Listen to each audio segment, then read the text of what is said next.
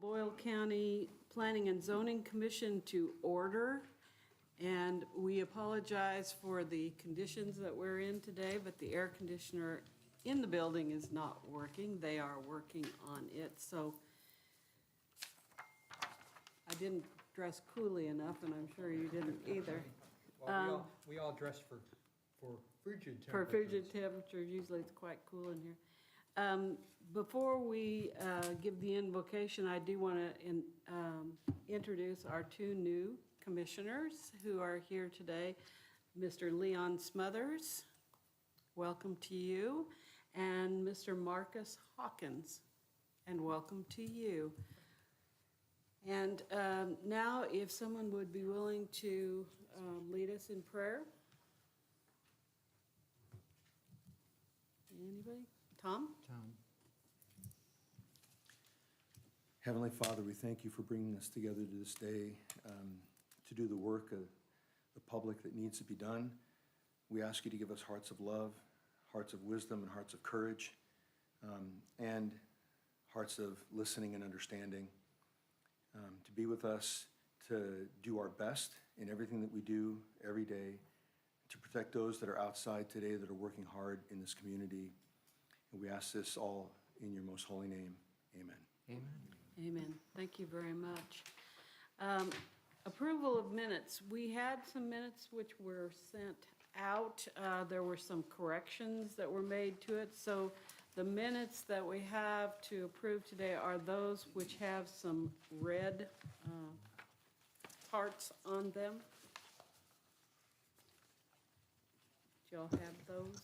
Yes, there's a second copy behind the first copy of the Okay, minutes. all right. And that's the corrected copy. Thank you. Can I get a second? Mr. Ruby, thank you. They'll be approved then as distributed.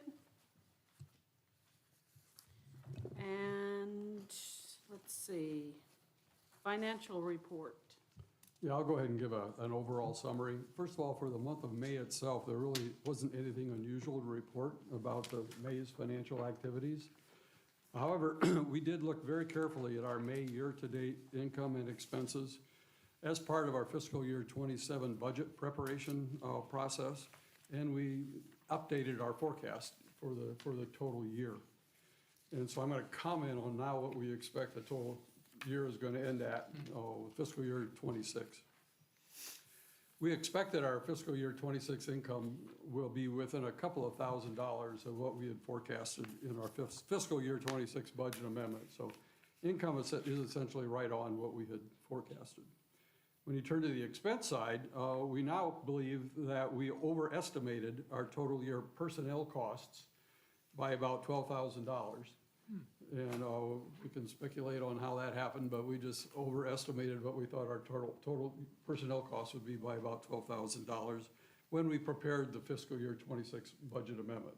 So we forecasted them to be a little higher than what they're really coming in at.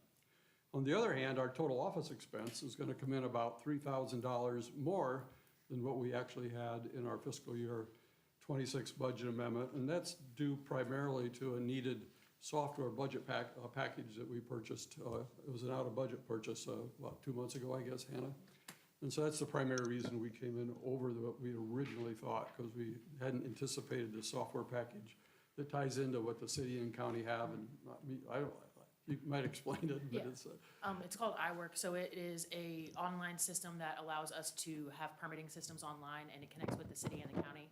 So the Boyle County Building Inspector Rusty already has iWork, and the city engineer and codes enforcement for the city is getting iWork, or has iWork implemented as well. So we will implement that online on our website as of July 1st. So we'll be online permitting and getting revenue that way. And then finally, our total contractual services expenses are expected to be about $6,000 less than what we had in the budget amendment, and that's just because the county hasn't been utilizing their contracted technical specialists that we pay for as often as they thought they were going to use. So when you take all the net effect in of these pluses and minuses, we're expecting that our net income for the year will be about $15,000 more than we thought it would be when we put together the budget amendment. And so said another way, at the end of the year, when we look at what we have in the bank, cash in the bank, instead of the $40,000 we thought we had, it'll probably be closer to $55,000. And that's kind of a summary of our financial situation. And we do need a motion. Well, Terry, do you think there's an opportunity, as we have these discussions about particularly traffic and watershed management, is there an opportunity to use some of those technical resources more? Well, the technical resources really is a consulting, it's a firm, consulting firm, right? It's a particular individual that the county has hired to take the place of the county engineer, who they no longer have. And maybe you can answer that Yeah. question, Hannah, as whether or not they could be used more. So the contractual services line, I believe, I don't know what line it is, but that is for our contracting services with Volkert. And we're no longer contracted with Volkert anymore. And that was, like Terry said, to help with the county engineering. So the city engineer can't inspect any development in the county, so we have to contract for an engineer to check all of those roads and stuff like that. Okay, So that's what that line so it's more a post when construction's done, Yes. making sure that we got what we thought Yes, we were gonna just to get. make sure that, everything's in place. Okay. As it should be. If I can add one more to that, you find that in these larger industrial, commercial lot layouts, you need to have the consulting, the engineers consulting. It's used extensively while we're working on the plats. Okay, thank you. So we do need a motion to accept the financial report. I'll move to accept. Second? All those in favor, please say yes, or Yes. raise your hand. Either works. Thank you, Terry. And Terry, this is your last meeting with us today, Yes, and you have done a wonderful job for us over the 12 years that you have been serving, especially with the work that you've done in regards to the financials and helping to prepare the budget. And I do want to offer you a plaque. well, thank you very much. Thank you so much. Thank you.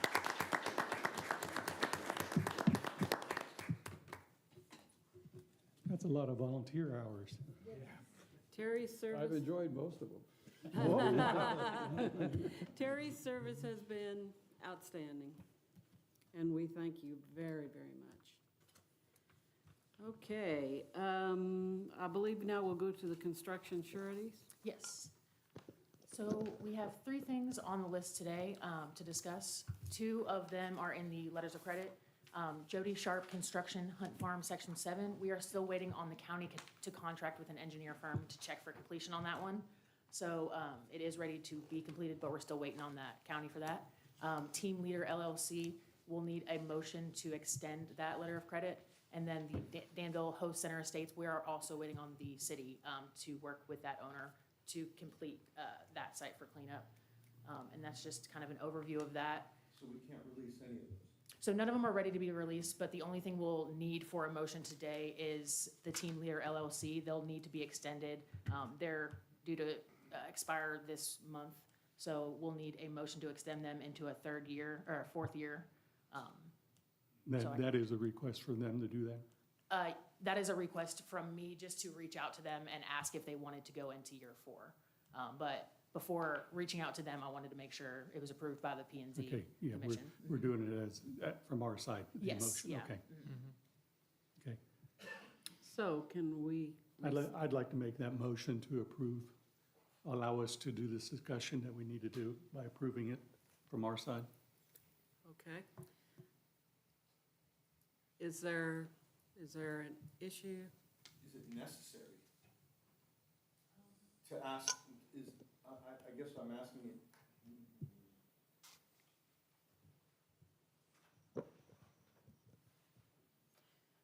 I'm trying to think about what I'm asking. Well, let's Tom, I get a was- second for the motion first, and then we'll have a little discussion. Thank you. All right, now we'll have discussion. Yeah, I'm just wondering if, are they asking for this? Is it necessary? Is it normal that we move into a 4th year of having a surety held? I don't believe it is normal, but it seems like a sound protective Yeah, measure for this yeah. body at this time. I think so too. Just, I want to put out there that it's, somebody's going to ask us, why are we doing this? We ought to at least put into the discussion that we recognize that it's not a normal thing and that we're doing something to protect us and them. Right. And Tom, you're reasonable to ask that question anyway, because when's the stopping point? If we don't continuously ask ourselves to put Especially it out if there. it's the community that hasn't done the, like if the community had made inspections, okay, we could have released this potentially, right? And so maybe we ought to put some pressure back onto to the governing body who hasn't done it. Director, you could ask that question along the way to find out where this is going and if this is useful to do this way. Okay. So we have a motion and a second. Any further discussion? If not, can I get a vote? All those in favor? Accept. Any opposed? Okay, then it passes. And Director, you will do some follow-up. Yes, yeah, Anything else on the sureties? no. Okay, we'll go on to subdivision approvals then, and, Ms. Gray? So we have 3 subdivisions on the agenda today. We've got McAfee Properties up first, at 755 Stanford Road in Danville, Kentucky. McAfee's property has applied for the subdivision of a 51.305 acre parcel of land in 3 tracts known as 755 Stanford Road in Danville, and the property is currently zoned highway business and general business. And this is directly in front of Pioneer Playhouse's entrance.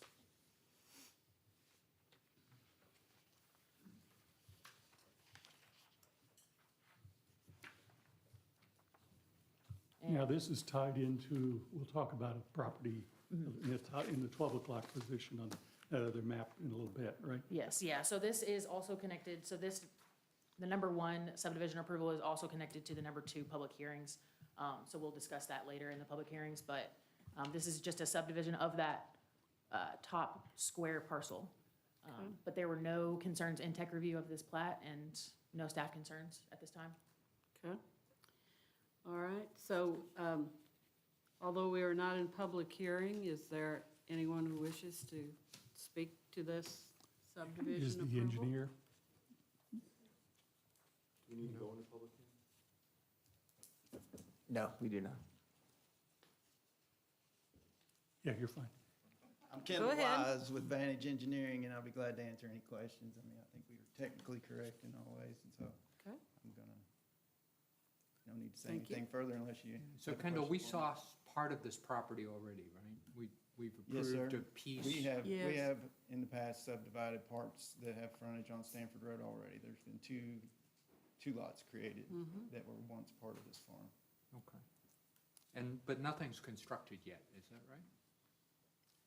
The Linex building, which has a new name, it's a automotive business, was constructed on the Okay. very first lot that we created. Okay. Okay. Any discussion amongst the commission? Would anyone wish to make a motion in regards to this subdivision approval? I'll make a motion to approve the subdivision. Thank you. Can I get a second? Second. Thank you.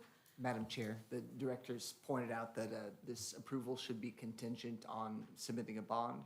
I believe that's required, Mr. Wise.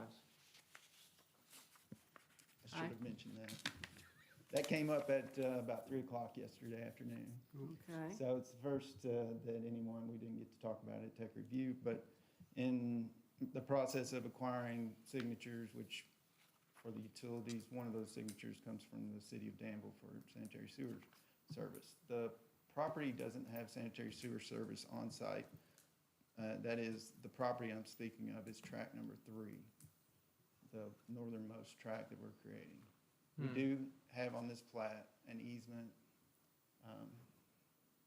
for sanitary sewer extension to happen. we've created the easement, and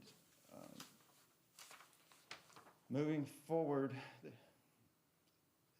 the larger property is contracted to be sold and developed as a subdivision. And there will be a lot of utility extensions that are going to happen as this property develops. So there are multiple plans for how tract number 3 can have sanitary sewer service. And the most straightforward path is along the easement that we've created, which is a 15-foot sanitary sewer easement that's on the plat. And so to ensure that tract number 3 gets sewer service, the city engineer asked that we bond the value of that sanitary sewer. So one contingency, or the contingency with this plat, is that the applicant provide the city, or provide Hannah with a bond. And we've provided a cost estimate for that. And so, and the applicant owner is willing to do that, so. So I'll modify my motion to approve the subdivision plan with the contingency that a bond is provided for the sewer service to the property. Okay. May I have a And I'll second for second that? that. Thank you. And that bond doesn't require this plat to be changed at all, from what I can tell. No, we had planned Okay. to install the sewer for tract 3, the same, nothing, Yep. nothing has changed in terms of that, so. Okay. It's just, it guarantees that everything will be in place, so. Thank you. Kendall, I do have one additional question. When we spoke previously about this property, I had asked, and some of the other commissioners had asked about ability to have water in case of fire on the site. Remember that conversation? Has that been addressed? That came up whenever the previous lot was created and the previous site plan went through, and it was a gas station. And that project hasn't started. The same plan for, providing fire protection is still in place. That, we've created that construction plan. And continue, nothing's changed. Okay, relative to thank you that. very Sorry. much. As you will recall, we were concerned about it because it was right across the street from the Playhouse, Right. where a lot of people might be. Okay, thank you very much. All right, we've had a motion and a second. Any further discussion amongst the commission? If not, all those in favor, please raise your hand or say yes. Yes? Yes. Any opposed? Okay, that passes. Hannah? All right. Next up is Lee Farms through Shelley Tyler has applied for an amendment to the subdivision of 10.359 acres known as 4595 Harrodsburg Road in Boyle County, and the property is currently zoned agricultural. And this is the purpose statement to amend the plat and subdivide tract A1C to create tract A1D, and combining tract B with tract A1E. So there were no concerns in tech review, and there's no staff concerns about this plat, but, yeah. Okay. Again, we are not in public session, but if anyone would like to come forward and speak to this. Otherwise, we will have discussion amongst the commissioners. Any discussion in regards to this request for subdivision? It seems straightforward, but haven't we seen this property before? Or we created I don't subdivisions on think this this- property? This property was a minor with review. I don't think we've seen this one before. Okay. All right, would anyone like to make a motion in regards to this subdivision? I'll move to approve it. I need, thank you for the second. All those in favor, say yes or raise your hand. Yes. Yes. Any opposed? Okay. The third one? All right, last subdivision on the list is H&S LLC through Scotty Sutherland has applied for a combination plat for lots 90 and 91, Shelby Green Phase 2, Section 3, being .865 acres and known as 100 McCreary Drive in Danville, and the property is currently zoned single-family residential R1A. This plat is a consolidation plat of two tracts that I believe were just have a large detention pond in the back, so I think that's the only reason you're seeing this. And because this tract has been subdivided before through Shelby Green, that's why you're seeing this today, but it's just a consolidation of two lots. So there were no staff concerns and no concerns in tech review about this plat. Okay. Again, we're not in public session, but would anyone like to speak to this? If not, discussion amongst the commissioners? Straightforward. Okay. No, I had, on the tech committee, there really wasn't anything of any significance. Okay. So Anyone like to make a motion then? I'd like to make, Steve, I'll second that motion. Thank you. All those in favor of approval? Yes. Anyone not in favor? Okay, then it'll be approved as distributed. Okay, I think we're ready to go into public hearing, so I'll need a motion to take us into public hearing. I'll move to take us into public hearing. Thank Second. you. Did I hear a second? Thank you. All those in favor of going into the public hearing? Yes? Okay. All right. So the first item was tabled from the previous meeting, and Hannah, will you start us out? Sure. Yes, it was tabled last month.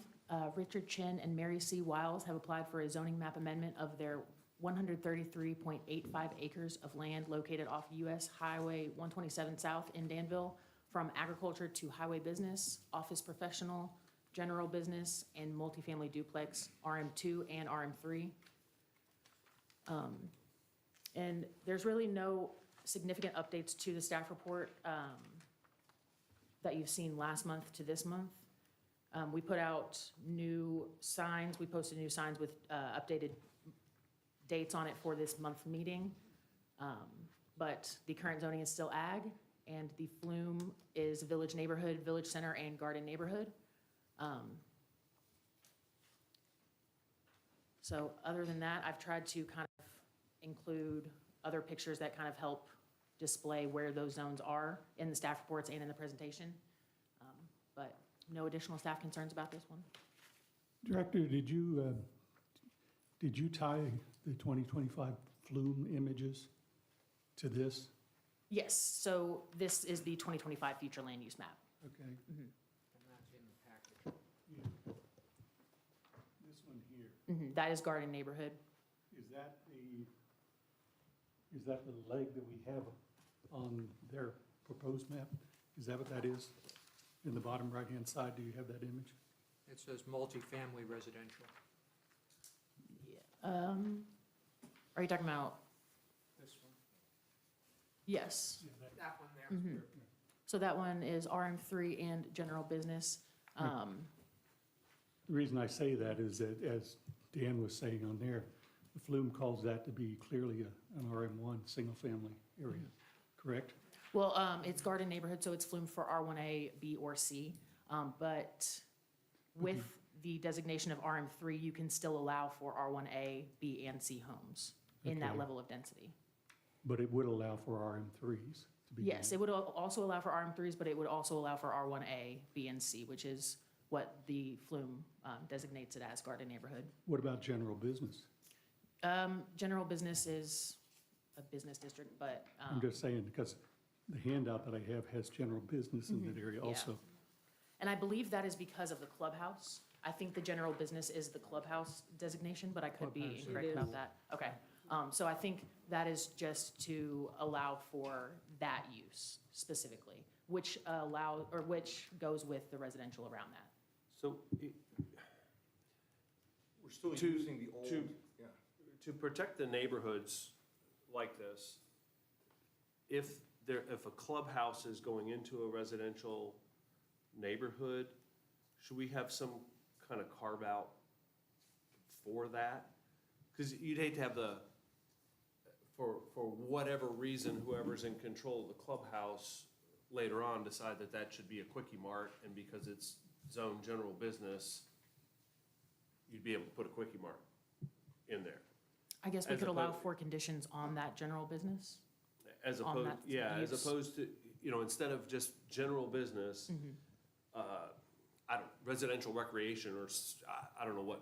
You want a more what you- specific residential yeah, neighborhood. Because that would be I'd hate to move in there and think, okay, I got a clubhouse, and then, plans change and it turns into be some kind of office building or something like that, and because it's zone general business, that would need to be allowed. So are you suggesting that, should we approve this, that would be a condition of approval? Could That be a condition. So I guess 2 questions would be, could we just leave the whole area zoned RM3, but we allow community recreation facilities to be put into an RM3 type area that would allow for clubhouses? in this and particular tho- area? Yeah, in those kinds of subdivisions, and I'm thinking like also the Saddle Ridge subdivision, they have a clubhouse and a separate area. I don't know if that's zoned differently or not. So anyway, And I'm struggling with one layer deeper than that. That square itself, I think, should just be an RM1. it could be, but I'm thinking it needs to be something more residential other than general business. Is my thought. The business section of that. And yeah, exactly. You're talking about the business section, I think Sam is talking about the entire. I'm also concerned about the general business being there. I am, the way we have it labeled. Do you think Absolutely. neighborhood business would be more to go with a residential area rather than general business? We're using existing zoning ordinance terms along with the flume, okay, which has not yet made it into the ordinance, right? Or has it? The flume has made it into the ordinance. I'm talking about, the flume has made it into the ordinance, but the terminology of the flume, so garden neighborhood, we're using both of those sets of terms. We're talking about RM3 and R1A at the same time that we're talking about garden neighborhood, village neighborhood, and village, central, village, right? And so when we collectively, came up with the master plan, we envisioned a neighborhood to have a village center, right? With progressively more single-family to the outside garden neighborhoods, and then a village neighborhood to have the corner store, right? In the terms of the new flume, what would you call that? What would you call that central business or the general business? Would you call that village center? Well, in the flume, it's designated garden neighborhood, and So I would have an issue then that if the flume designates it as a garden neighborhood, what would be our rationale for making that change that we thought was important enough to keep that as garden neighborhood, to put a village center type, general business there? Why can't that general business go where in the flume the village center was going to be? And I'm thinking I'm going where you're going also to some degree, to say the flume as we developed it for that little corner plot that we're putting out, for this particular development, might better call that a village neighborhood as opposed to a garden neighborhood, in terms of intent of what the development is proposing, as opposed to, we called it garden neighborhood in the flume. and which implies R1A housing only. Right. So if this is village neighborhood, though, that would still allow for a business to go there? Yes. Correct. Yes. And I think the intent is that the clubhouse isn't a business, it's a resident recreational Amenity. area. It's an amenity to the neighborhood. Yeah, so it may seem more appropriate to have something in our residential zoning that allows for, I guess that would be private use, right? Because the general public can't come in there and just use the clubhouse as a general business. You have to be part of that community. for the residents only. Yes, Sir, yes. And so. I'm sorry, but if you're going to speak, you need to come forward. Introduce yourself and your address. Chris Whitmore, he was kind of looking at me, so I was just addressing the question. Yes. Sorry, Chris. But if there are any questions, the intent for that little carve-out is for community center for the residents. So not a gas station, not, general public business. And having, knowing that, we're still, the terminology, what we have presented, what it shows here is a much broader terminology than what what you're telling me you're doing. Well, And that's what I'm concerned about. Willing to Yes. adjust that We'll- particular portion as would be necessary to satisfy. Okay. Our thinking when putting this together was, in order to be a clubhouse, it would have to be general business. Okay, and forgive me if you're done, I want to ask another question Okay. from the commission. Tom, you did a great job of describing what we're doing from the highway position. You have the various, will grow into business and then multifamily dwellings. And my concern is that this square is approaching that category of single family. Yeah, I'm with you on that, and I guess I would say that when we developed the flume, okay, so that everywhere we had the three-tiered, approach, I think that concept ought to remain, but we shouldn't necessarily force the developer into where that goes, maybe? Does that make sense?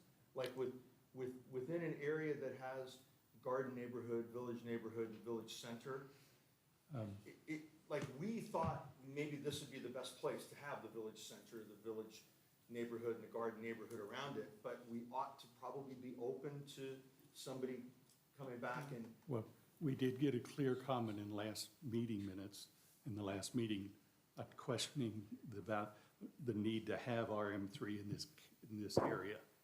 So So right, so that's we the reason I'm wouldn't exploring that topic. can I suggest we're getting to the point of trying to figure out where we go and how we take action? Why don't we hear from I think that's folks fine. Yeah, that's great. first? And then let's get into that, because I think that's the valid discussion of how we Yeah. approach it. So, according to this plan, and I could ask for clarification here. So there's single families, but then there's also some duplexes in this area, or is this is the plan for this section here all single family? So what you're pointing at looks like it's kind of a transition zone from, you've got some multifamily moving to single family. So the multifamily's in this little arc. Yeah, I think that would be, so he's pointing on down. Yeah, so What you're showing, is that available for those who are in the I think so. public to see? Hannah, it's in one of the, I don't know how to do that. There is a picture of that right there. yeah. Oh, there you go. There you go, thank you. Do we have that? So Darren, your question is in this area. These It are would, single it would family? be in amongst, And what are these? Inside the white ones? no. No, it's in- So And this- those are, those are multifamily there. I got it. Yeah, and these are single family.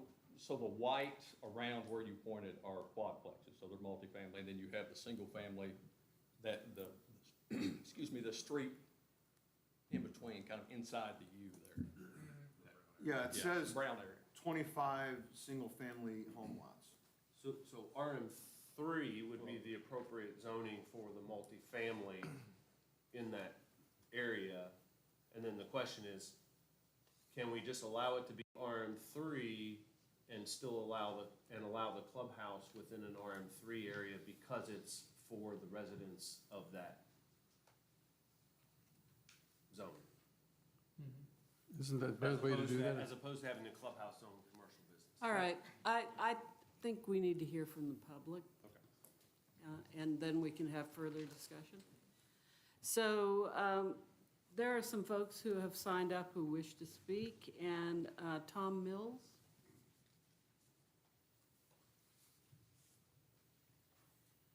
Good morning, Tom Mills, Popplewell Lane. Thank you all for delaying your decision to do more research in this past month. And I'm going to be anxious to hear some of these discussions of what you learned. Excuse me. At the last meeting, it was said that other cities have developments like this. Why not Danville? And I feel like possibly in your research that you found out that within a mile, maybe a maximum of 2 miles, almost everything in this development is already here in Danville and has easier access than what we're going to be facing with this. We already have what they are projecting to build. I don't think there's, in my mind, any doubt about that.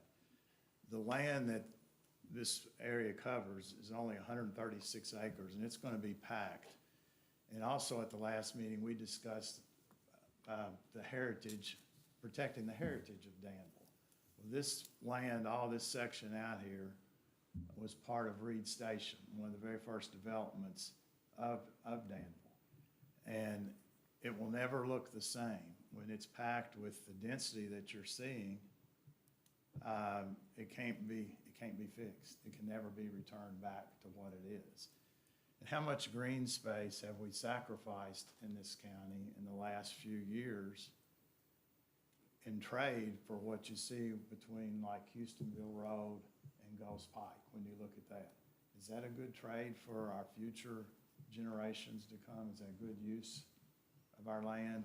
I don't know. Traffic flow, as you hear, you're not going to hear anything new in these next few sentences. Traffic flow is going to be a major problem. They've already said that 20,000 vehicles come down 127. And I don't know if that includes semis with trailers, cattle trailers, hay wagons, all of that are going to be coming through there that should count as 3 or 4 vehicles probably. I don't think roundabouts are going to solve the problem of what's coming our way. And I don't know if their survey even included all the cars coming from Danville going to Walmart, because I think their survey place was farther down the road. This site was defeated for development several years ago by previous planning and zoning committee. In my mind, looking at all of the facts, this is not the proper place for a development of this magnitude in the middle of agricultural land. I think what Darren and Sam were alluding to is I'm not sure that the plan,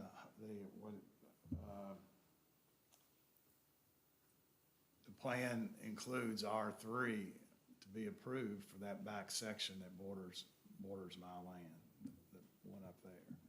I think that the land use plan only does not call for high density to be in that area. I think the question is, what in this development is needed or wanted in Boyle County by our citizens? Who's going to pay for roundabouts on Popplewell Lane? Is that going to be taxpayer money? Is the state going to pay for roundabouts on 127? I think the buzzword that you hear and see in the projects that you approved already today of more subdivisions, that is more housing. And well, between 100 and probably 150 new housing sites are being developed right now behind Cattleman's as we speak. You mentioned other developments in the county also. So I feel like that probably you are doing a good job of making housing sites available. But is this a site that should be used for that? I respectfully asked you to not approve these zoning changes, but I also want to thank you for your services, and Terry for yours too. 12 years in the public eye is not one of the easiest things. I realize that, but thank you for your time and consideration. Hey, Tom, excuse me, does your property back up to My this, property borders that whole back at the top. yeah, at the top area there? Yeah. Yes, I didn't go look up deeds to find that out, but I was curious. yes, sir. And so you drive on the Popplewell Road quite a bit? Yes, and we also use it for semis to get cattle in and out. Oh, yeah, well, that must be a handful. That's a single lay 8-foot or 9-foot road. Right. That's not very big at all. I hate to put it this way, but it's been an ignored road almost. I've been out there 40 years. But it's served us well. Do you have offhand a feeling for where the gas lines run through your property? Yes. The natural gas lines? Yes, I do. I was trying to get that in this picture, but I can't. It's almost impossible to track. Beside Popplewell Lane, right in front of my property, which would be more to I've seen that somewhere, haven't we? I guess the north I think so. of that. Excuse me? We've seen a plat of that. Yeah. That's been- So those two, there's two pipelines down there that were built, one in 1953 and one in 1956. They're not going anywhere. So, yeah, as far as what runs through Oak Trace property, I'm not familiar. I know there is one that goes through there somewhere. Yeah, I think we discussed that last time. Yes. Yeah, I think we did do a lot of conversation around that one. So, okay. But I just trying to recollect that Yeah, since you were there. between, on the other side of Popplewell, see, I back up to the Cattleman's thing, there's, I believe, 3 gas lines going through that extend all the way up. I mean, I guess they go all the way through Boyle County almost. Yes, So that area is, everybody knows that you have to be Lasting. sensitive to where the gas line is when you build anything. yeah. Okay. Okay, thank you, sir. Thank you, Mr. Mills. Dr. Ballard?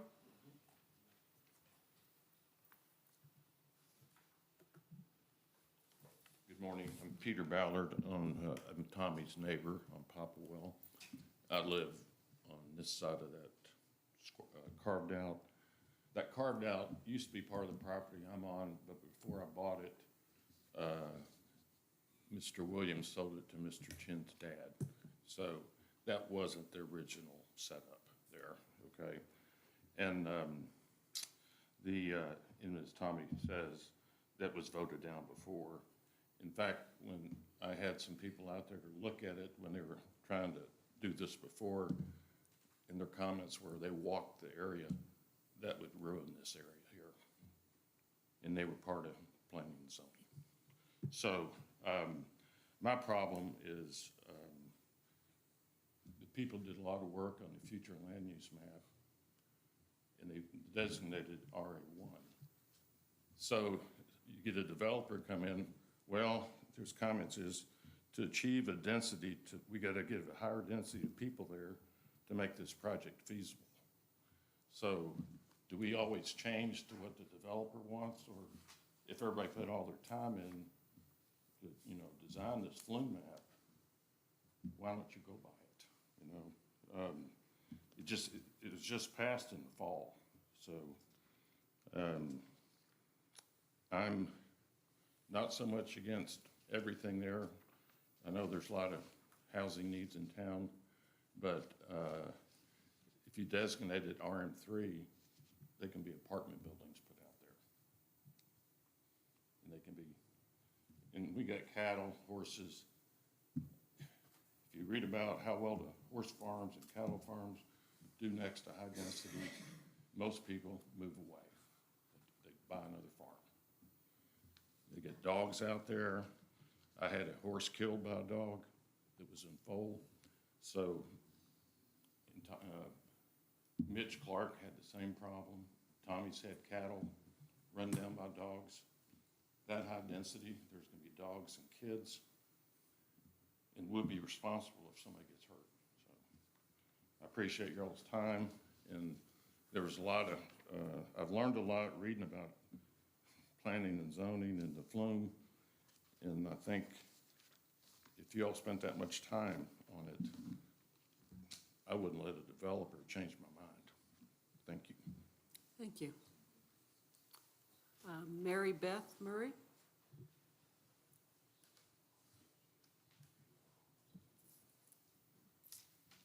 Hi, my name is Mary Beth Ballard Murray. I live at Popplewell Lane. And I just had a few questions. If this does go through and the zoning changes directly next to our farm, what type of border will you plan to put around the subdivision down at the end of the development directly next to our farmland? And what will that barrier be? Fence, trees, bushes? What will be the distance from our property? We've seen anywhere from 10 to 50 feet, but could it even be more than that? How can we maximize the distance of the barrier and ensure that this is implemented correctly with the priority of safety for us and our neighbors? And with cattle and horses, as we've talked about, we need a very sturdy fence and barrier that we don't want any children to get hurt. How many feet tall will the barrier be, and can we have the tallest possible that's allowed? And does someone from planning and zoning check to make sure it's done properly and enforced correctly? And we thank you for taking our requests seriously, and thank you as you make your decisions. We really appreciate it. Thank you. So perhaps Ms. Gray can answer your question about checking to see that things are done properly. Can you explain how that's done? Yes, so when we kind of, after go through the development process, the planning and zoning is responsible for the enforcement to make sure that before anyone gets a CO or an occupancy permit, that the site plan is correct and done properly. So we'll make sure to enforce that before any permits are available. Do we want to address the other questions while we're here? The barrier question? What kind of a barrier is proposed between the property line, please? Jeremy Shepherd. Your address, please. 1660 Codwell Road, Danville, Kentucky, 44222. I think that the question that we're talking about right now, in all reality, doesn't have anything to do with the zoning change.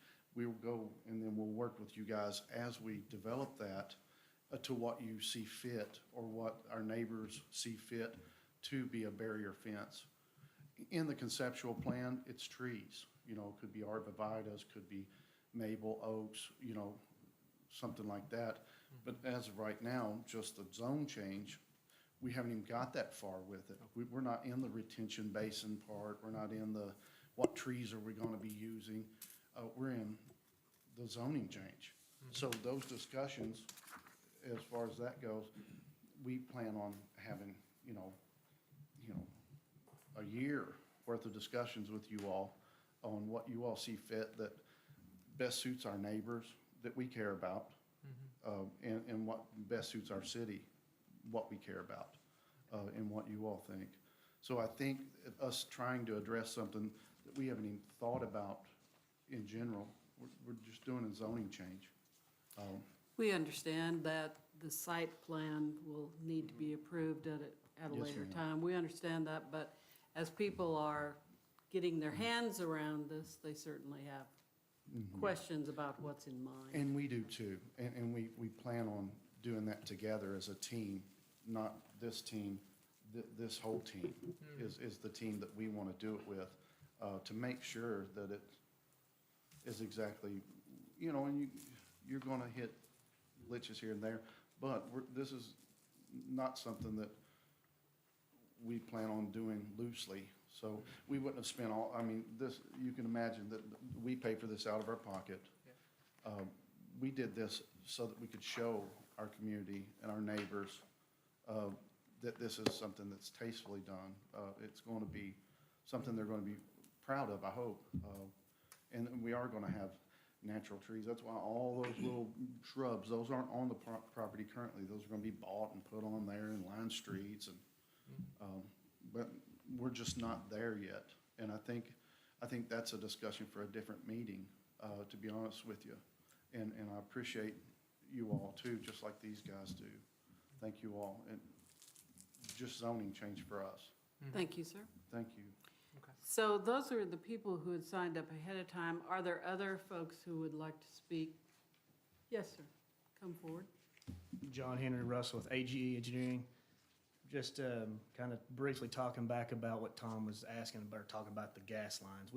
On this conceptual right here, if you kind of look center of the property there, there's a strip, a green strip between trees.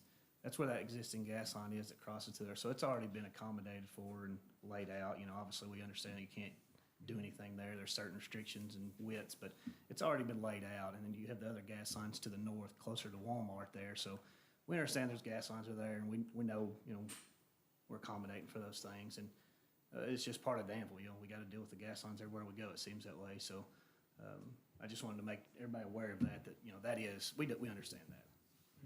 Thank you. Anyone else who would like to speak?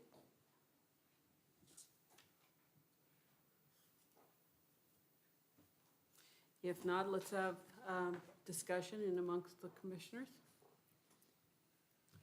Now's the time to talk about the discussion. Yeah, the mechanics of what we would get to here. Yeah,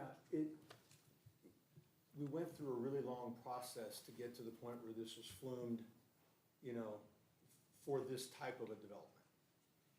Not this exact development, because you don't flume for a particular development, right? You flume for something conceptual. And the concept here meets it. There are some things that I'd like to see different, okay? But, and we can actually even talk about those things. But conceptually, this meets what we tried to do as a community with a master plan, right? Right. To set apart separate places in the county and in the city to become villages. And this looks like a village. Right.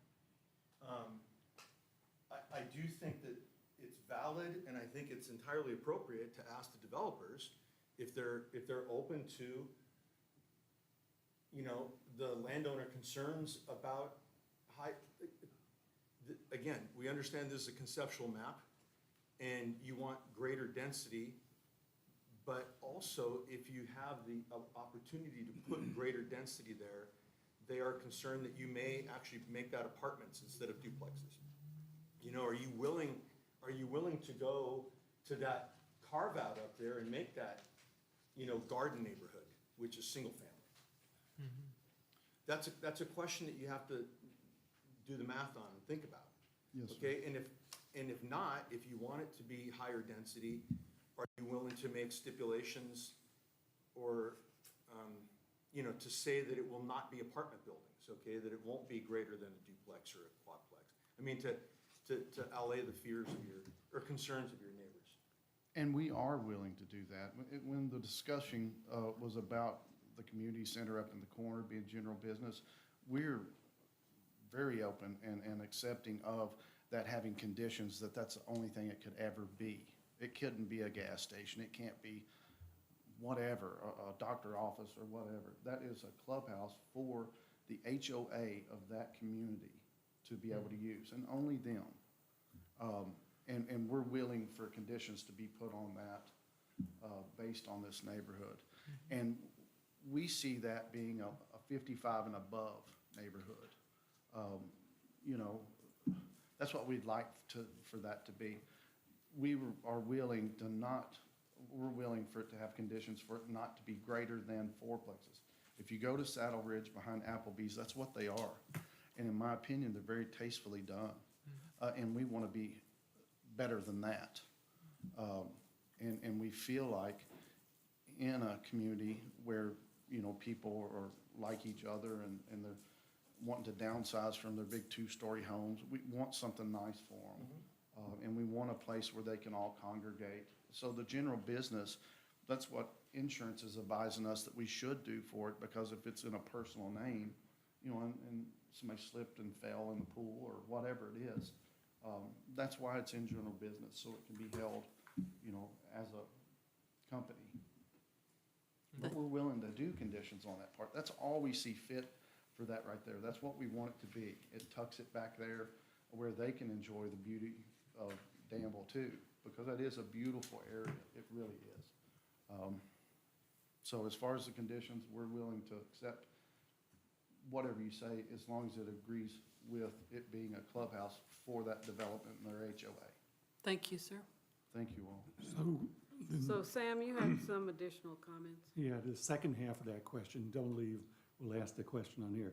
I didn't clearly understand. That square at the top are single-family dwellings, RM1? Yes, we're wanting to merge, there may be an opportunity where someone doesn't want to live in a multi-unit building, that's all one level. So in that event, we'll be able to build them a single patio home. If that is all, right now, the pictures that you represent show a RM3, but if you only had RM1 zoning for that square? Hannah, when you talked about it earlier, I think that you answered the question, that in the flume, that it corresponds with all of those zonings. Can you hit on that again? So, as the way it's flumed, that square right there is flumed garden neighborhood, which when we did the flume, we had those suggested to be R1A, with R1B and R1C, all single-family homes. But if it was flumed the village neighborhood, the way the whole plot is flumed, it's garden neighborhood, and village center. So overall, it suggests R1A, B, and C, all single-family, R1C, RM2, RM3, neighborhood, business, and office and professional. So it does fit in with every single thing that is in the flume right now.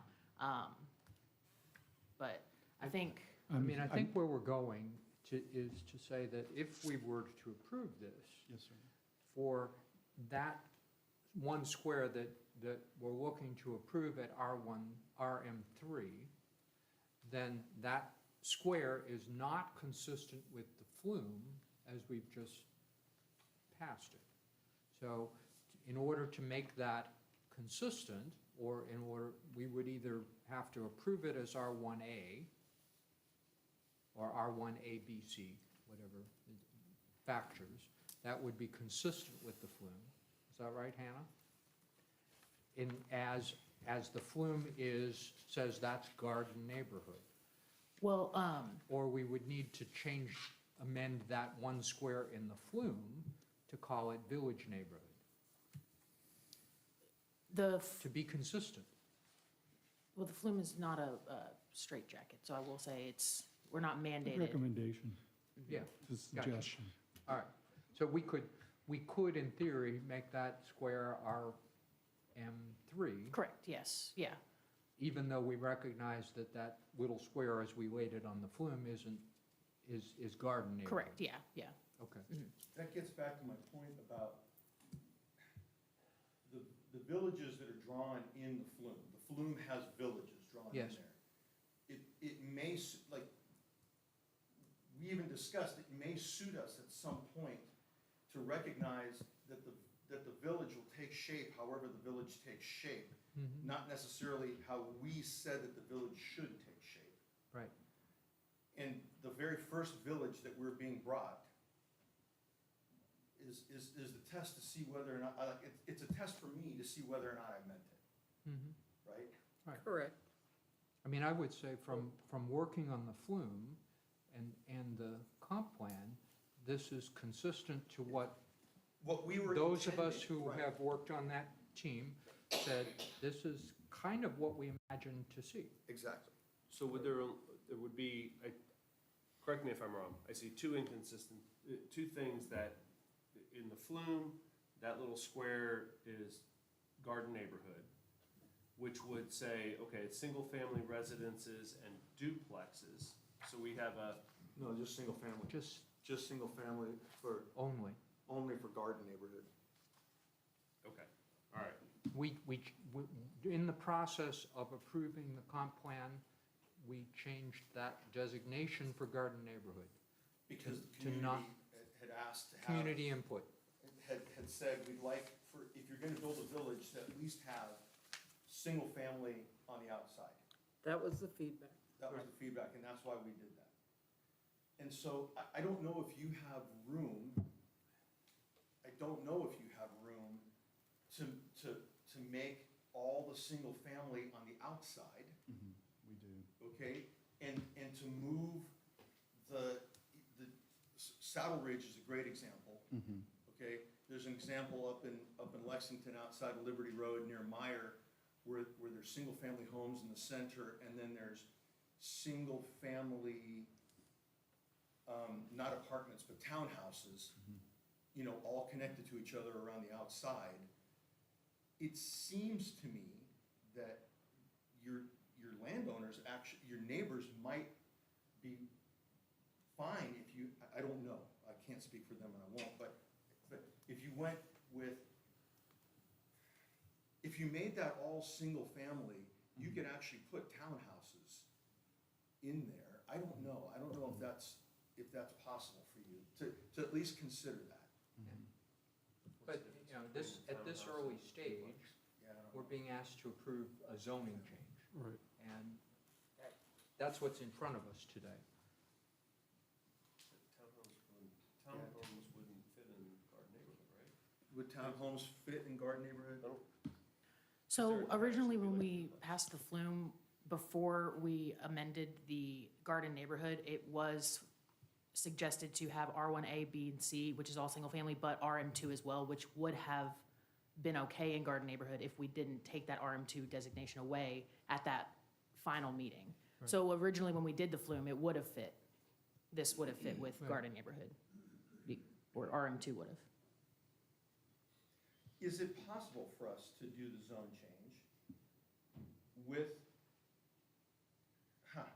an additional step to hold the developer's feet to the fire, to landowners? Are you okay if they have something like Saddle Ridge there, where they're actual homes, but they're retirement homes, where they're not apartment complexes, they're not an apartment, but they're retiree homes?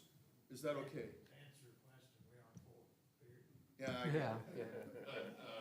That's more acceptable to you, right? Okay, all right, if we're gonna have this kind of back and forth discussion, the people who are responding to the commissioner need to come forward Yeah.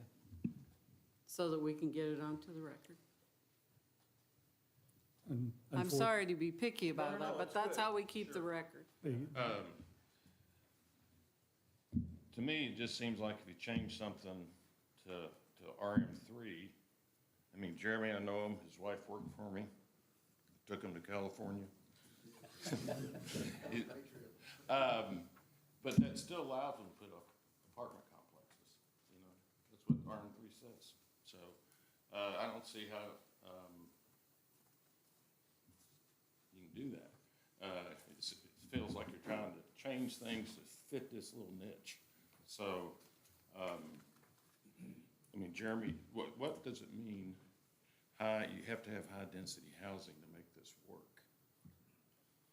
Well, when you put 4 patio homes into one place, what happens with that is that you have an HOA that's gonna take care of the entire outside of it. It's gonna relieve the occupants from the pressure of maintaining their homes, roofs, siding, gutters, landscaping, streets, sidewalks.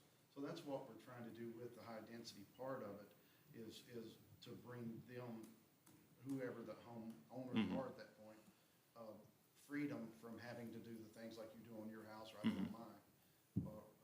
So that's why we need the high density for that to have an HOA that maintains the entire exterior of the properties, so people can share Do you that need, part of what do you they- need RM3 for that, or can RM2 be sufficient for that? Well, I mean, if RM2 will cover a patio home of that nature, and that's probably, Hannah's smarter about that than I am, or you know, AG&E is. But we're willing to do conditions that this isn't gonna be apartments, to speak of. People are gonna own these. They're gonna be under an HOA. It's gonna be nice. Okay, You Ms. Gray, can you tell us the answer to that question? Is there, yeah, is it significant for us if we made it RM2 versus RM3? What the differentiation?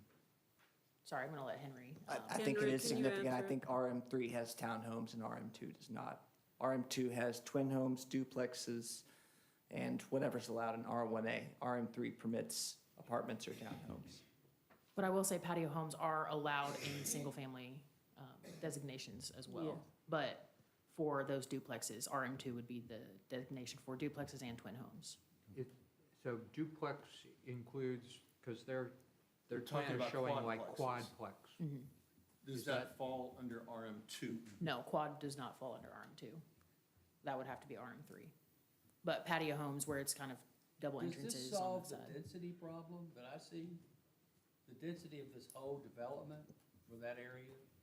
I mean, by toying around with RM1 or RM2 or whatever, does that solve For a particular little section. for a little too. section, but not for the entire project? Well, Steve, the I see what rest of you're the saying. development, as you move out of that little box is the one that is is flumed garden neighborhood. Right. You move into the bigger section, and now we're in the orange section of village neighborhood. So the other residential units that are planned, kind of going around that little arc, and then down on the right-hand side, that's where they have planned for So they're some consistent with townhomes the and flume at that point, and 10-unit apartments. consistent with what we foresaw the density to be. But the So we're okay with the density of this whole project, is what you're saying? Overall. Yeah. But Overall. is the zone, sorry, Sally. It's all right. Go ahead. Overall density in everything that's colorized there. Yeah, that's fine, but what I understand is that the actual cutout there is actually zoned today for single family. Is that correct? Future land use map. you're No. referring No, to. it's No. flumed. Flume, It's flume, flumed Yeah. for. Flume, yes, single family, That's right. yes, correct. that's correct. But as we just heard, the flume is suggestion. Strong. The key thing, I think, is we intended it to be residential, Yeah, some we form of intended it to be residential. Yes. I think we That's need, correct. we should fess up that the flume, in any one parcel of property we didn't draw that one box Correct. necessarily in the right place when we look at individual properties. The only thing you have is from the highway out, we had a sequence of changes that we could foresee to develop it, as you know. My thought is that section leg is far enough out. It should be a single family. Can I give us something to start thinking about? Yes, please. All right, so if I would like to make a motion to approve, We gotta close. oh, I'm sorry. I'd Thank like to you make, all. go ahead. What do you want? I just want to make sure that, I shouldn't say it this way. We've taken all the comments from the audience then. We did, Thank you. we did. Because we're talking, and I figured now, let's have something something concrete for us to talk to. So, Before you make the motion, tell us what you want the motion to be so we can discuss it. He's going to make the motion, then we can discuss it. Okay, I'm sorry. how about that? Hang tight. So I'd make the motion to approve the proposed zoning map amendment based on the testimony that we've heard, the documents provided. It is consistent with the adopted comp plan as demonstrated by generally consistent with the future land use map, consistent with the adopted goals and objectives, consistent with our review provisions. I would additionally make some conditions on the section that is zoned as RM3 to prohibit in that any uses other than quadplex homes Or single family. and businesses other than clubhouse. And I'd Henry, second does that. that cover all the things I need to cover? It does. My only hitch is where we talk about general comp plan conformity. I think it's appropriate to adopt the written presentation you received from Mr. Whitworth last time, which enumerates what goals and objectives they satisfy, Okay, unless there's yes. anything objectionable in that. I would include that, thank you. All right, did that hopefully Okay, gives so us something to start? that's a Did you leave motion. anything out? That's a motion. Can I get a second so that we can go into discussion? Second. All right, now let's have discussion amongst the commission of that motion that was seconded.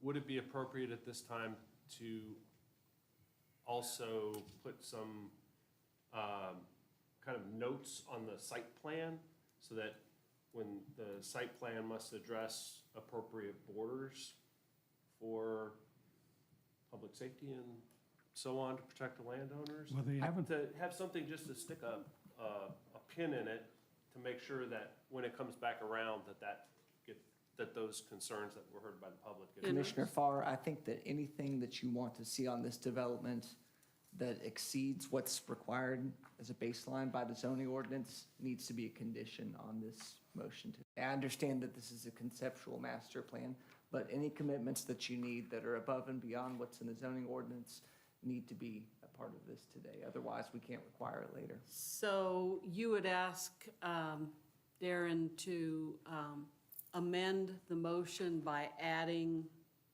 what he wishes to add as a condition, as a further condition. Right. Okay, so I would propose that we add on to the amendment that the site plan must address border appropriate to protect individuals and landowner concerns, or the Adjacent property. cattle and so Adjacent forth. So, property. like the barrier shouldn't let dogs through. Something along those lines.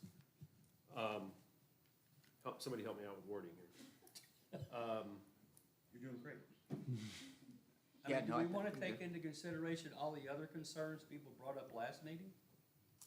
Traffic, lighting, those things? drainage. Can we, I mean- can we clean up his amendment and then we'll clean it up further?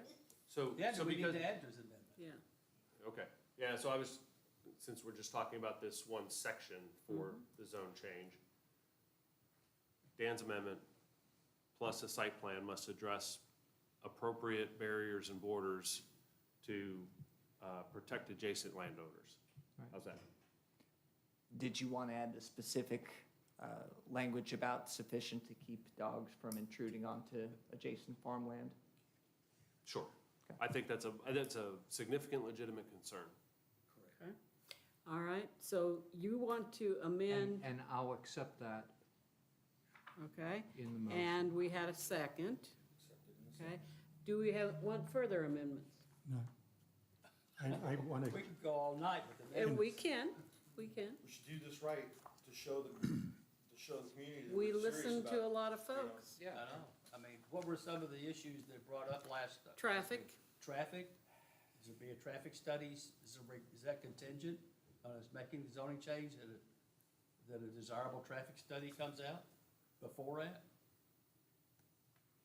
I'm asking the question. Well- Should there be something that mitigates the light? But usually doesn't that occur when they have more of a formal plan? This is just an idea. I mean, the Yeah. traffic Well, study So what occurs. happens if they can't do a formal plan that's acceptable to meet these other factors that we're talking about. Well, for lighting, I think, we could add a condition that all the lighting is down lighting. I mean, that's kind of a standard today. As opposed to up lighting, there's down lighting protects the light pollution around the area. If we, Should there be limits on commercial development in here, other than homes? there's Well, there, commercial so that was development part on of the other Dan's parts of the amendment. property. It's like, No, this isn't developed at all. There's no retail stores on this property today. no, but the plan shows commercial development. What plan? This is what The we're, comprehensive plan. Okay. and what's proposed includes But we can limit highway what we, business and other businesses. we can limit what we allow in this zone change though, correct? Sure. We But if- can place but if we're zoning- conditions. If we're saying that we're going to rezone this as highway business or office professional, we're allowing businesses. Right. And that's what That's the correct. development foresees, having those businesses in place. The development foresees. This Yeah. proposal in front of us Right. is proposing to do that. And can we restrict what that is? By the zone change, by the amendments that we're adding to this? Why would we? Why would we? Just in general, why would we if it's in keeping with the master plan and the flume? Well, I don't know if the master plan envisions large retail stores here. I mean, does the master plan say that? It's Master highway- It doesn't It's talk it's about. highway size. business. Highway Yes. business, yes. Highway It doesn't business. Highway designate business. size, traffic, all that stuff. It does not. So that's a general overview of what we will allow in areas, but not the zone change. Right. Which we can determine how much retail is allowed in there, right? And how busy the traffic is from that. Ms. Gray, has a traffic study been done related to this zone change? Yes, that was a contingency during tech review when we discussed that. That was one of our requests last month, I believe, and it's in the staff report under staff concerns. So there was a traffic study contingency that we recommended during the tech review, the first tech review, and that is being done by KYTC right now. It's being done. Okay. All right, thank you. So can I add to the motion, Henry, the condition that we include downlighting? That's Of course. to address that one I don't know additional if that concern. addresses it or not. It's not my complaint. No, I think that was one of the concerns and It was, issues that was Yeah. raised at the last. I'm just saying, I meeting. don't know if that think addresses it or not. I think, well, Ms. Griffin's point is well taken. I think that's an appropriate condition. With conditions, I always think it's valid to get a nod of approval from the applicant, because if they don't agree with it, then what's the nature of the approval? In terms of downlighting, you guys are okay? I can't hear what you're saying, sir. I'm sorry. Jeremy Shepherd. As far as downlighting, that's what all the lighting would be anyway. Okay, That wouldn't be in question anyway. Okay. thank you. You'd be wasting the light if you were blowing it in the air. Exactly, but it just specifies that, and makes it clear. Thank you. Thank you. Thank you all. All right, so, Henry, can you summarize what the motion is now that's had a second?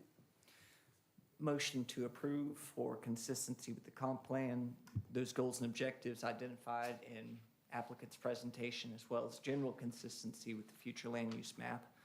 Amendments thus far pertain to a site plan that shows a border appropriate for protecting adjacent farms and specifically sufficient to keep dogs from intruding on farm properties, as well as a requirement that all lighting be down lighting. And- There was and the- also a section about the clubhouse, that the general business would be restricted to the community clubhouse. Okay. Yeah, that constraint as well as the quad. Yes, and limit. as well as that verbiage that restricts them to the senior adult living with combination of patio homes and quads with, with a stipulation that there'll be no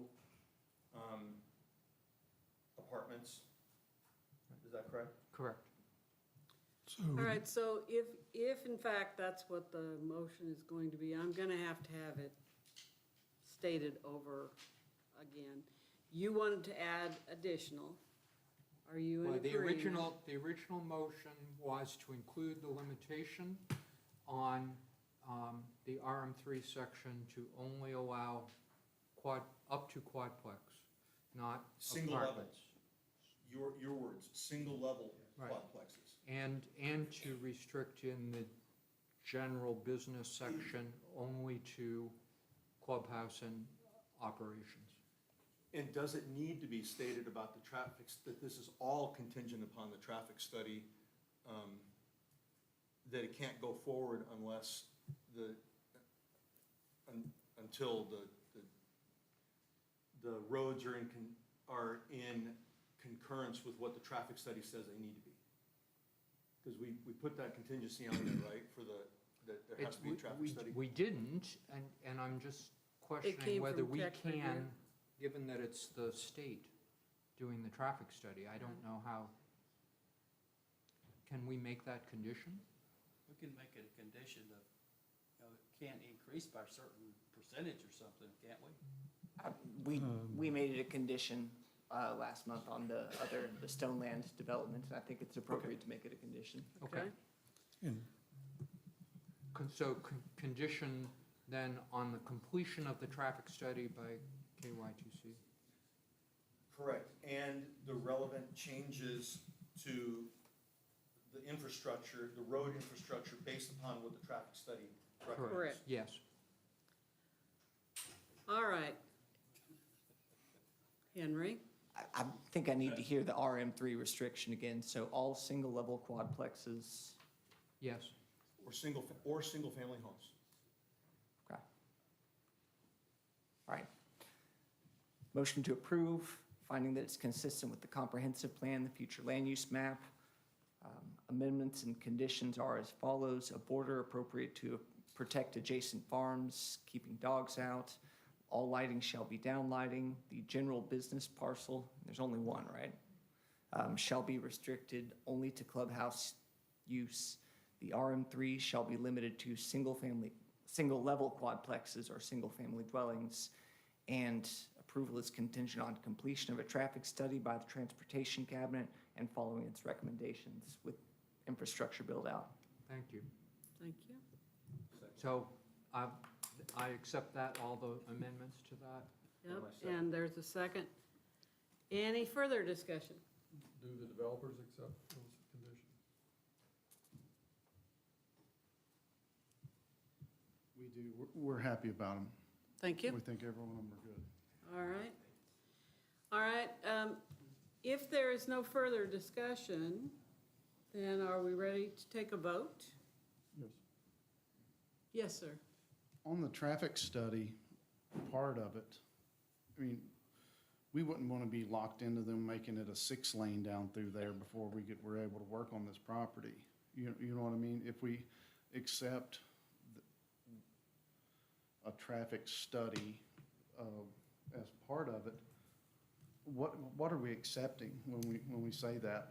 What is it locking us into? I'm going to throw that question back to you, because it was my impression that these traffic studies are an evaluation of your proposed development rather than something like Kentucky's Highway Master Plan that identifies the need for road widening. I don't think it's the latter. I think it's just addressing updates that need to be made to address your development. Is that correct with AGE and anyone else who works on these things?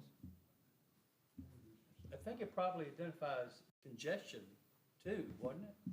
Traffic, I mean, that's a pretty congested part of the county. And we're looking for the state to guide us, just like we are this commission to guide us right now. We're looking for the state to guide us on how our entrances are going to be. What do they want roundabout? Do they want traffic light? Correct. And that's what we're, so I mean, we're highly acceptable to that, but Right. I don't see any other reason of anything else that we would want to. Chris Whitworth, The state will dictate, the state would have to approve any of the entrances and exits off of That's right. 127. So they sort of hold the cards as far as the main road access goes. Right. That's right. And their approval of that, though, is going to be prefaced on looking at your plan of the That's right. density in Correct. that area Yes. and what might come and how traffic might come in and out of that. Yes, sir. That's right. But that's. That's what I We don't understand. want to be locked into anything else, you know, oh, they got to build a new road before you start this. Yeah. We want to make sure that that's clear. We No. want the state to guide us. Is it a roundabout? Is it traffic lights? Do they like the entrance where they currently have it? Because all the entrances right. on the place are set from the state. That's what Currently. they will tell you. So, Yes. so that's, you know, we're okay with that. That's our understanding of what the traffic study would Okay. tell you to. Right, think. thank you all. Is that correct, Henry? That's my understanding of it. Yeah. All right. All those in favor of the motion as stated and approved, please raise your hand. Please raise your hand. So we have 1, 2, 3, 4, 5. All opposed, please raise your hand. 1, 2, 3. The motion carries. And Madam Chair, I'll just note for the record that though we introduced Mr. Hawkins at the outset, we are still waiting on his final approval, so Yes. he's not a participant in the vote. I noticed that he didn't vote one way or another. Yep. All right, so the motion is approved.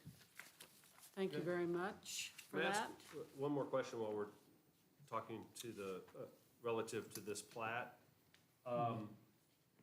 Can you explain the plan for Popplewell? I'm a little confused on how Popplewell is in, and maybe it's on the map and I just can't see it well enough. And the ability to get, say, a cattle trailer in and out, if it's a matter of I gotta go down the road and go around 2 roundabouts that are in a city center or a village center there with all those turns and so on. So we didn't, we developed this plan with the help of a lot of people involved with the city. We didn't do it by ourselves. We did it. So, Oh, I so the understand. reason that you see the roads the way they are is because Popwell is in such poor shape. The drainage that's coming off Walmart, they don't have enough room there. So we allowed them to bring the road onto our property so that we'll direct it, and then they could do a retainage at the bottom of that hill. So the Popwell Lane from, look at the almost bottom left. John Henry Russell with AGE. So the idea, you see that coming from the Cheddars behind that, and you'll have that roundabout, and then it comes back over to another one. That'll be a built-up, I mean, Popplewell's 8 feet wide with bushes hanging over the edge. I mean, it'll be a built-up, bigger area, better roads up to standards, and that'll allow the flow of traffic to be much better. Yes, there is the roundabout, but that was, with the city's recommendation on using that in, for our comprehensive plan here. And I think that the idea was just to discontinue that section, but it'll actually go around and come out to the back. So I think the traffic flow would improve it based on what's actually there right now. And those roundabouts then will be large enough, say, for a tractor Yeah, I mean, trailer? they have or to beat the design standards of what's allowed. Has to be large enough for fire equipment, too. Yes, and I've talked to the city engineer about this, and he has no concerns about Yeah. anything being I mean, it'll be too built to big. their standards, Yeah. whatever we have to go by, obviously, to accommodate that. Okay. All right, for us Thank to you. move on to the next item, and that is in public hearing, and that is the McAfee property that we discussed earlier.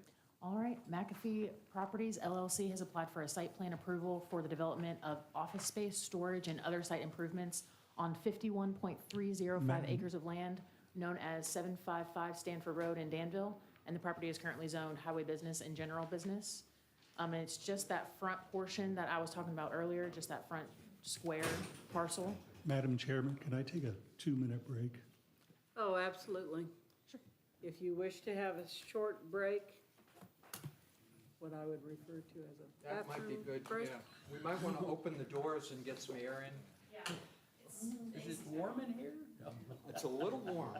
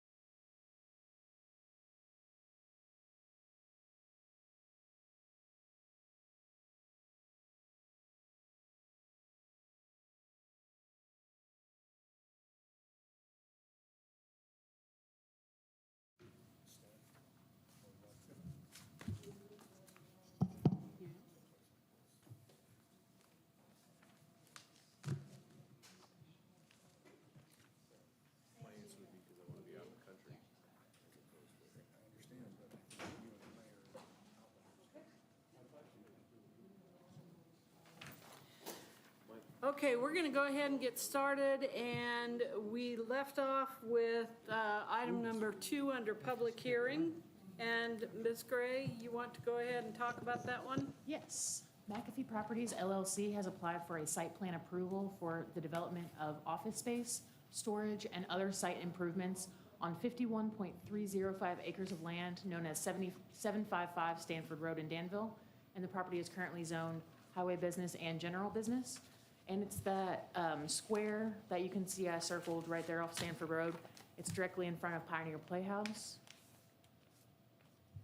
And this would be the entrance right there. There are no staff concerns with this site plan at this time. And we discussed this, that there will be potential for a future road, and that's kind of what that bond is for, or that we discussed, or not what the bond is for, but, so we discussed in tech review that there might be the potential for a future road on that. So then the city engineer discussed having that, a second access point in the future if that does happen. But there were no additional staff concerns at this time. Okay, does someone want to speak in favor of this? Director, we don't have this, the staff report. There is no staff report for site plans. So there's no staff report other than that site plan that you Okay. have. But the two pictures, these pictures, any of that you just showed us? We don't have copies of that? No, we don't usually make staff reports for site plans. I think the air conditioning just came on. You stood up, the air conditioning came on. I'm ready. All right. I'm Kendall Wise from Vantage Engineering. I have one person in the audience, so I'm assuming I'm just talking to y'all. Yes, sir. Michael McAfee's had a lawn care, small scale construction business in Danville for several years. He operates on 2nd Street in a downtown area where he has mulch sales and many dirty things. So I think the people of downtown will be glad to get him out and a little bit further out of town where he's got more space to operate. But he's had a successful business, and he'll be able to grow and improve the way he does things with this site. Like I said, the business will be, he provides services such as lawn care and small-scale construction projects. And he also sells outdoor landscaping materials. So general public will be coming onto the property, and as well as just his general construction operations. But we tried to make space for him to receive deliveries from semi-trucks. You know, he's going to be getting mulch, and it'll be stored in these outdoor storage bins. He also provides snow removal, so that building in the very back is a building where he will house salt for snow removal. We provided and submitted plans for the stormwater detention, and we have some added protection for the stormwater because of the mulch and it's, you know, how dirty it is. We just are intending, Michael's gonna provide some silt sacks, which is the trade name or the brand name, but they'd be placed in the curb inlets or in the surface inlets and cleaned out periodically to keep mulch and any debris coming off the mulch from washing further downstream to the storm sewer. So that's going to be part of his maintenance and protection of stormwater. One, as I stated, he's provides landscaping services. So he went ahead and put together this landscaping plan for us.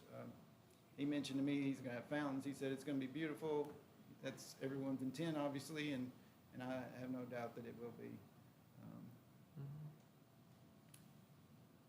Now, the storage buildings, are they gonna be a separate business, or is it? No, ma'am. It's all part of his business. So there's little squares that may appear to be buildings. Those are actually storage bins.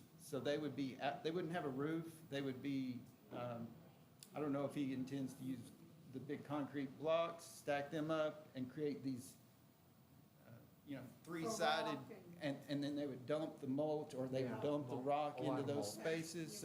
So much of that's not gonna have a roof on it, but it would be outdoor storage of landscaping materials.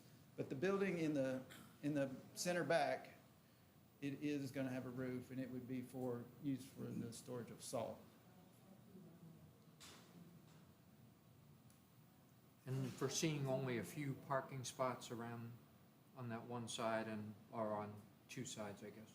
Yes, sir. The employees will park on the right, the north side of the building, and then you'll have, 1, 2, 3, 4 spaces for general public if they were to, which for the most part, if the general public comes to his site, they're either shopping or talking about a landscape project, which is rarely going, that's gonna happen maybe once or twice a day, but the people that come to get mulch are gonna be in their own vehicle, and they're gonna drive around back, so they're not gonna really need a parking stall to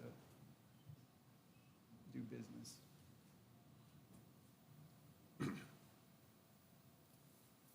Thank you. Okay. So we have one other person. Are you here to speak in regards to this? No? Okay. So let's have discussion amongst the commissioners. I didn't see any surprises or concerns during the tech review. It was just what you expect. It's a very nice, it's right there just adjacent to the football stadium. So where is the employee parking? You said north side, the employee parking. I don't see employee parking stalls like this. Because there were so many struggles last week with trying to display things, I brought a pointer. So that's where the employees would park, All right, I got it. and then the customers would park in the front of the Yeah, building. I got it. And/or they would be pulling around this area. You got the green laser. Man, that's expensive laser. High tech.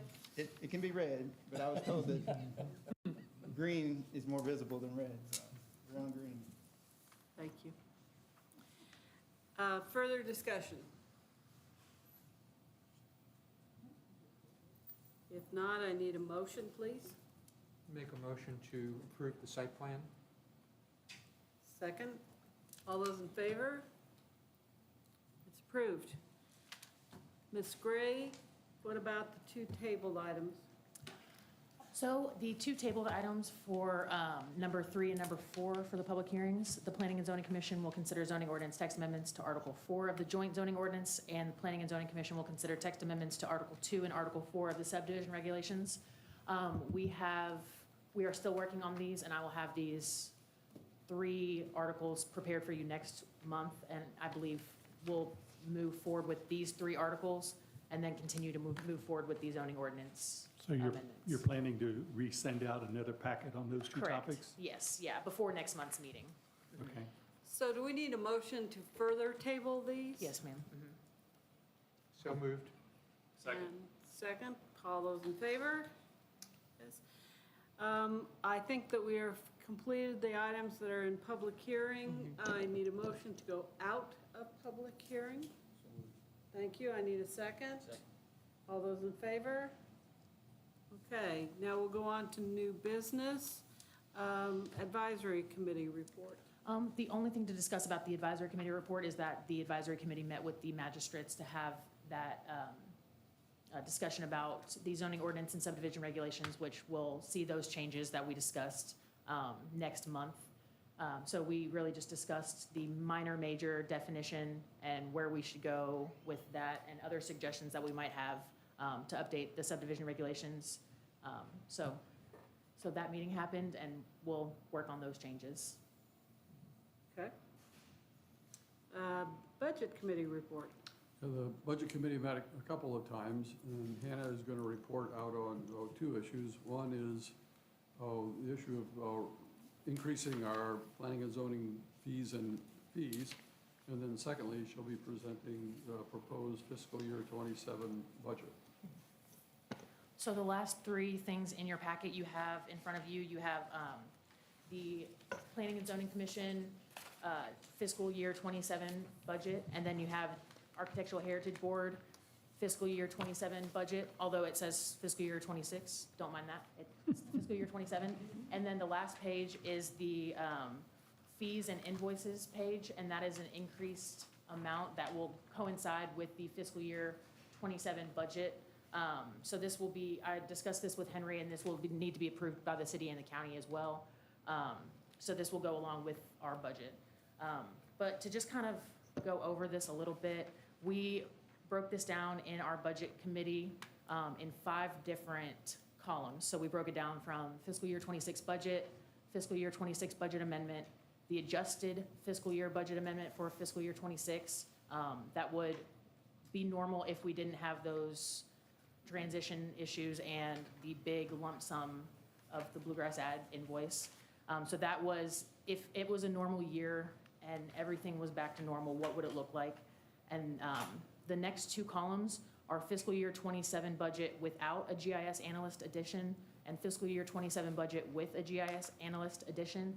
And so this GIS analyst, we have discussed this several times, but this was brought to us by the city and the county's request of hiring an additional employee to work on mapping for both the county and the city.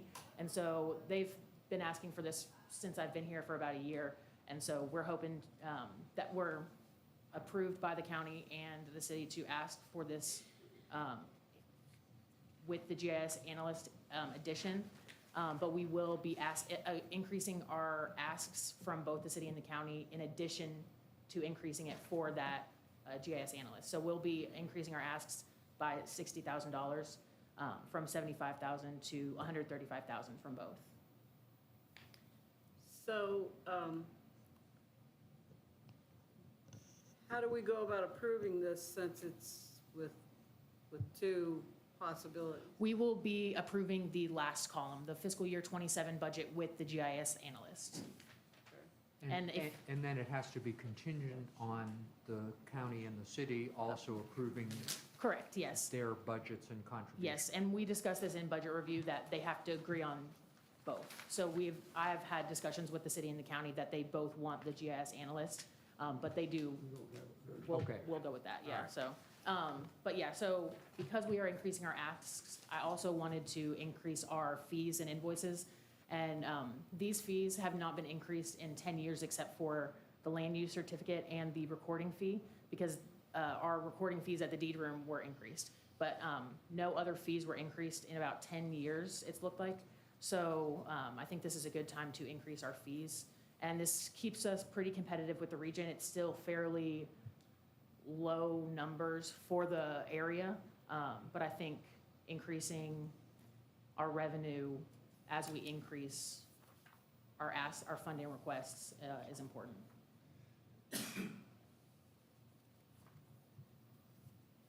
Does this include the fee for the zoning permit?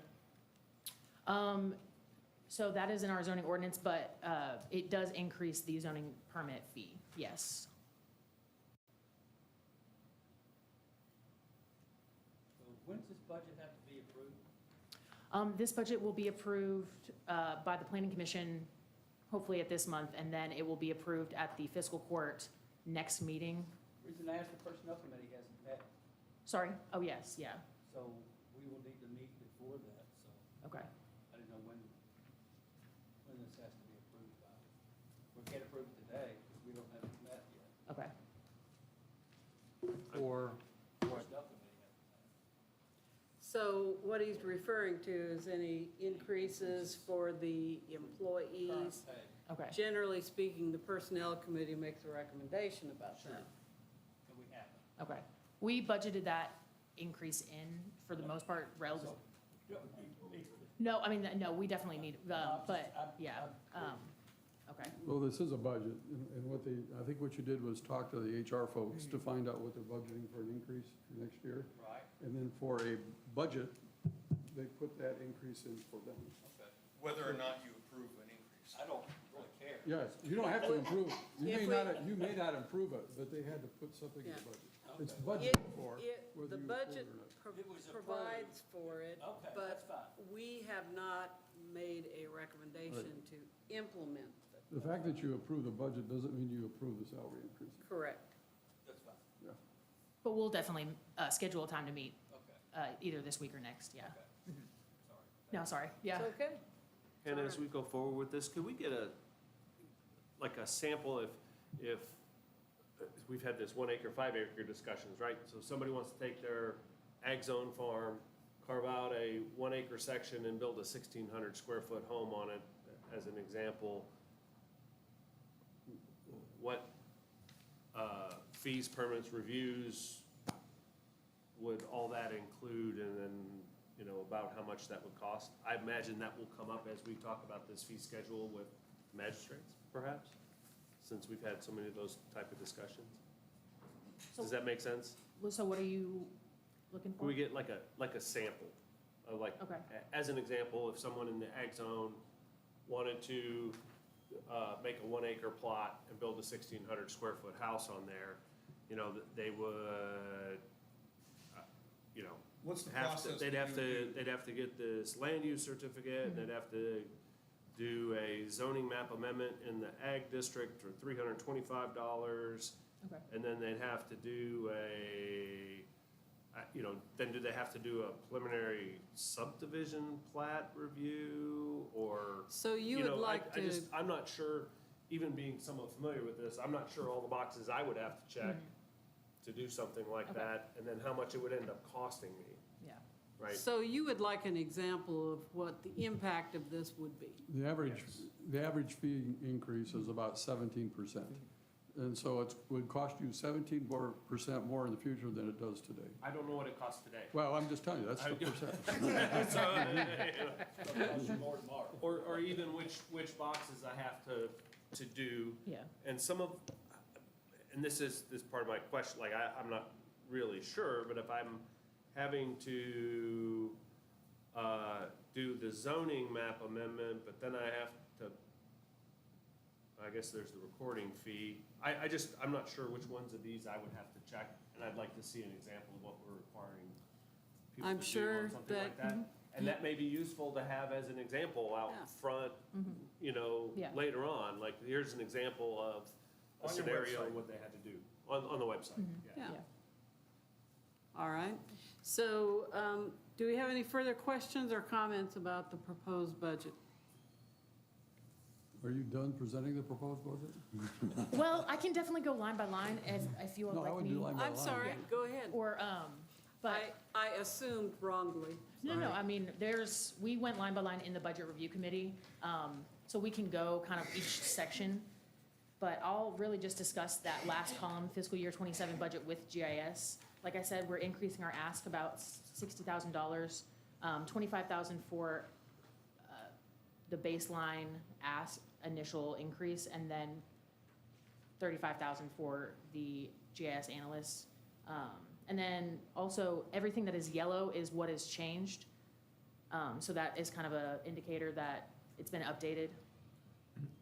I think, again, like we discussed, the biggest increase on line 23 is the salary and wages increase. So we also had to increase our FICA, Medicare, and retirement on line 25 and 26.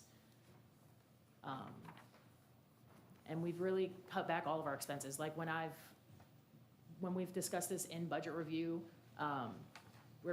we have cut back everything that we possibly could.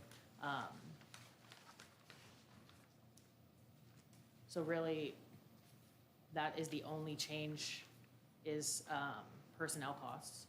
So I guess I am done presenting, but if you all have any questions about it, we can discuss any specificities.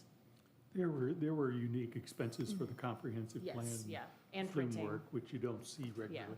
Yeah. That's why you can do a lot of these cutbacks. I will say I loved your suggestion in budget review committee of suggesting tablets in the future and maybe cutting back on some office costs, printing for commissioners. I think that was a great suggestion. So yeah, I have suggested that to the city and the county as well.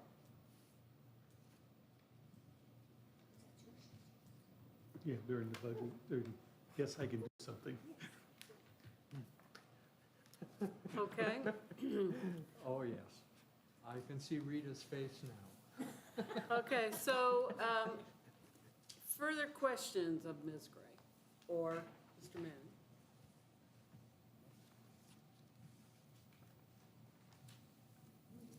Are you ready to make a motion in regards to the budget? I make a motion. I'm sorry? I said I make a motion to approve it. Okay, can I get a second of that motion? I'll second that. Okay, all those in favor, please say yes or raise your hand. Yes. Okay, the budget is approved and will be sent on for further approval by our governmental folks. And Personnel Committee will need to meet. So just to clarify, the motion, Rita, includes the fees, increase in fees. Yes, Yes. yeah. And I'll send that to the city and the county as well for their approval, for their final approval of that. Yes. Okay, all right. Other announcements? Nothing from the Personnel Committee. We will set a time to meet this week or next. Okay. So I would like to announce to the commission that I spoke with the mayor after our previous meeting, and I will be resigning from the Planning and Zoning Commission as of after I complete the August meeting. And so I would recommend that the advisory committee meet and determine how to go about making changes to the chair role and also realign whoever needs to be realigned for committee membership. So if we can accomplish that, I greatly appreciate it. And otherwise, I don't think we have any other new business or announcements. I just really appreciate Terry and Sally for your service, really. So thank you so much for being on this Thank you. board. Thank you all. We are adjourned.